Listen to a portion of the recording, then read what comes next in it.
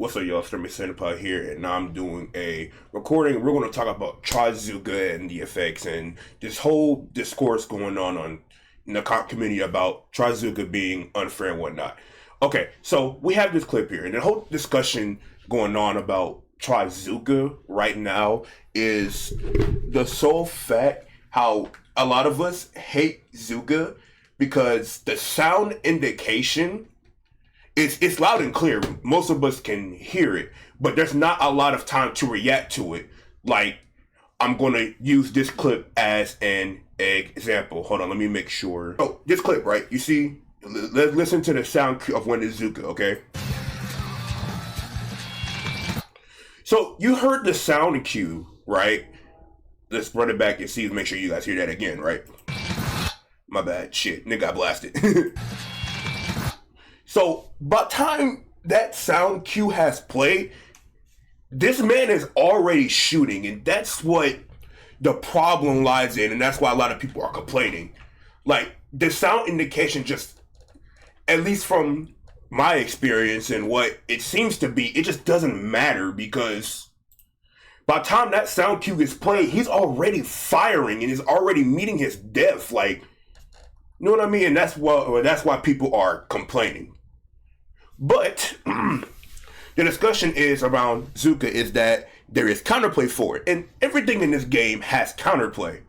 Now, to be blunt, is a Zooka counterplay easy? Not exactly. It's, well, not really hard, but it's not easy either. So what a lot of people are saying, like Monica here, for example, which he's not wrong. He says that's the most obvious for someone to go out of spawn. Sure, you couldn't see it, but you're just predictable. Is he wrong? No, most definitely not. Because even I, as a Slayer, if somebody is respawning, the first place I'm checking is this ledge, because that is the most common spot for someone to go.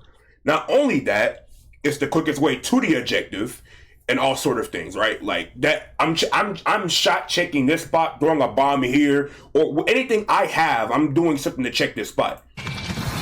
So that's what he got predicted, and that's just unfortunate. He does need to pick a better route. I'm not going to lie. That's what a lot of people are saying. He could have went left. He could have went far right here instead of going up here, which I'm not knocking them. They're right. They are right because Zooka will have a harder time to hit a direct shot coming this way or this way. Now, that's not even, but even then, you're still going to probably get hit for 60, right? And then going either way, especially with this much time frame left. Now, if he goes far right here, he might have a better chance. But then again, there's nothing for him on the far right besides this pit. And then there's like just a literal drop into mid here in enemy ink from left. Now, obviously, he's going to wait for his teammates to respawn because their respawns are staggered right now. So that's what he's going to wait for. That's what he wants to do, right? So, just in general, though, he could have picked a better route to live the Zooka at least. Now, there are a lot of variables here in this situation that come into play here. Let's notice the situation here. 2:48 left on the clock. 27 remaining on the other team. They need to set up a push to get back to the zone quickly, or else they're going to end up pretty much losing this game. Now, they have a little bit of time, so he could have been a little bit more patient and not taken the middle route or the left and went left and right to have a chance. I want you to hear this very clearly. To have a chance to lift the Zooka shot, right? So, I draw it up like this. He wanted to pick the quickest route back in the zone, but he wasn't even going to try to go back into zone. I feel like he just threw that curling bomb out as a distraction because that's what you usually do, and then he was going to go right, which is what he wanted to do to wait for respawns. Unfortunately, that wasn't the best route. He got predicted, and dude had a Zooka ready. Now, a lot of what people are saying is, oh, you got to use the UI at the top of the screen. No, sir, not here. Because if we pay attention here, also, he's opening the map.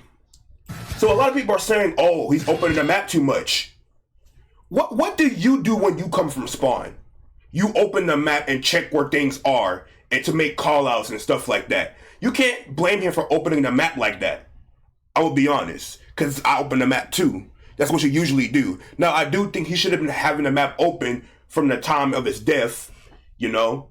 And he was probably looking at other people that died. He probably closed the map. But the point is that he just opened the map just to see where people are. So him opening the map is not a problem. He only had it open for about a split second anyway. Did it twice just to like see where things are and probably make a call out to his teammates. Okay, we got that. So, again, he could have picked a better route. But then people are talking about the UI at the top. Oh, you always gotta watch for the UI, see when someone has a Zooka ready. And in most cases, yes, that's what you do. That's what I do. That's what I'm pretty sure all of us do. I hope we all do that. But in this case, it's like you gotta really, this is what I'm talking about. The time frame to where this dude gets his special, pops it, and fires it is so fast. Like, look. From that time he opened the map up, he didn't, the second time he opened that map up, he didn't have his special. Look, no special. Like, hold on, here, look, no special, no special. Now he has it. And it's already been popped. You saw the shine? Right here. He just got his special. He basically just got his special. And it's been popped. And so you see the time where he popped his special, here comes the sound cue, and there's the blast. Like, respectfully, yes, he could have went left. Yes, he could have went right to live a Zooka shot. And yes, he should be anticipating that, I don't know, that 2 shots with low special points and heavy paint can get Zooka just like that. But at the same time, you really can't knock him for dying here. Because it's like, what do you do in this situation? Because I imagine that coming out from spawn is like, oh, you know, I'm just coming out from spawn. I'm just trying to... Nowhere is safe. Nowhere is even remotely safe. Yes, he could have went left, he could have went right to possibly live it longer, or at least stay alive enough for the Zooka shot. But the truth is, nowhere is safe from Zooka. All of this is Zooka grounds to getting hit. As somebody who's played Zooka like myself, I'm shooting here right too. But I'm shooting this first. And if no one's here, okay, boom, I'm gonna turn over here. Boom, I'm gonna turn over here. Or something like that, unless I see something. Then I'll just keep firing like wherever I see somebody at and predict where they're gonna go. And the case in point that I'm trying to make here is that it doesn't matter how well you can predict Zooka. It doesn't matter how well you can do your counterplay. It doesn't even remotely matter how good you can do to just anticipate when someone's going to have it. It can still shred you with no way to react to it. Yes, developing the skill of tracking your special is always good to have. Tracking your opponent's special is always good to have. You want to do that. You want to develop that. That's going to help you play against Zooka meta better and prepare you to the next level. I'm not knocking that. It's something that I'm slowly getting better at. Like a lot of my times, you cut on my stream, you'll hear my call-outs. I'm like, expect Zooka here, expect Zooka here. He's about to get the Zooka. I make those call-outs to my teammates because I want them ready for it because I know they're about to get it. And I even know primary Zooka spots. I'm calling where they're going to pop Zooka at, especially on Inkbot. I call it out loud on the right stack on tower control. I'm like, they're going to pop Zooka from right stack. Get ready. It's coming. I'm already calling it out before they even have it because I know it's coming. But the point I'm making here is that even if you do all that, it can still destroy you if the Zooka user is at least a decent player.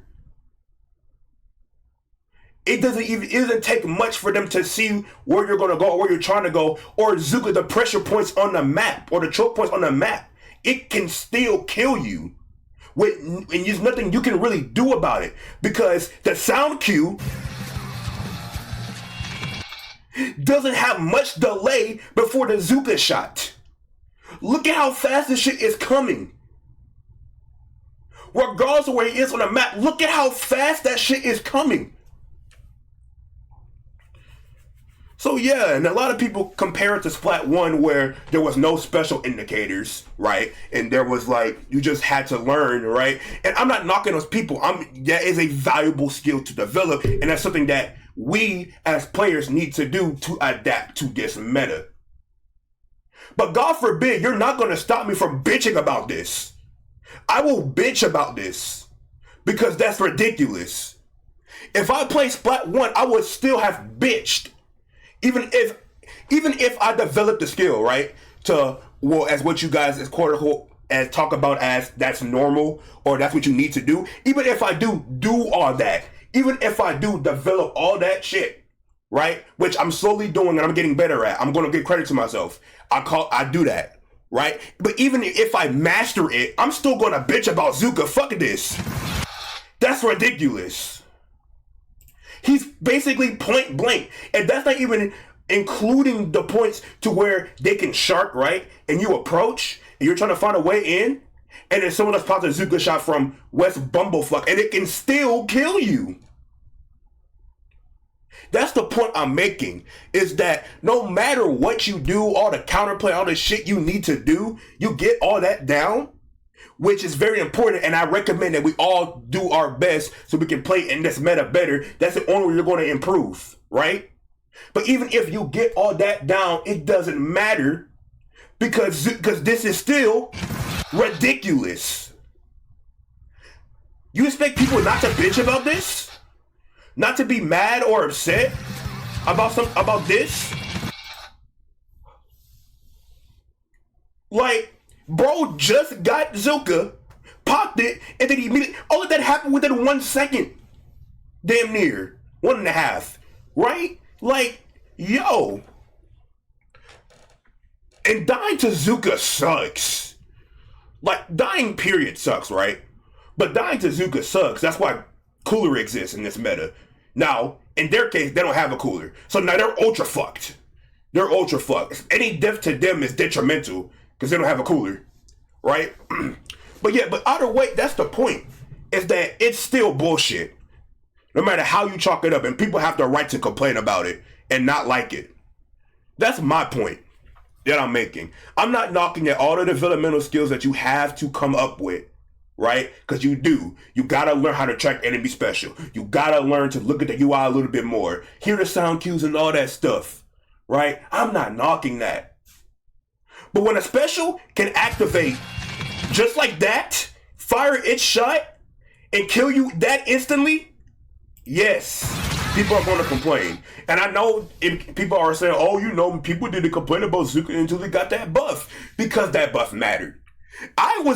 Me personally, like persistence, right? We were running shot before the Zooka buff because we thought it was good. We still thought Zooka was a decent special. We did. We ran shot before the buff because Zooka could insta-kill anything. It's like, no, because the truth is, even though it was a lottery special, like before this, because it was called a lottery special, and it wasn't consistent, and I get that. But to me, any special that insta-kill was always going to be good. Like me and Neil talked about it, like Neil said, I probably don't know what that is. We were like, Zooka is deadly as fuck. Even before this buff, we were like, Zooka is deadly as fuck. Zooka is deadly as fuck. Because it insta activates and you have no time to react. That's what we said before this buff. But nobody bought into it or tried to use Zooka because it was just the inconsistencies just wasn't worth it. Now it gets that 60 damage buff to make that consistency, to make that dead zone that it has matter less. And so now it doesn't. Now all you gotta do is shoot around into rain and give someone 60 damage. And if you don't think that's ridiculous and isn't warrant complaining about, you're wrong. That is my point.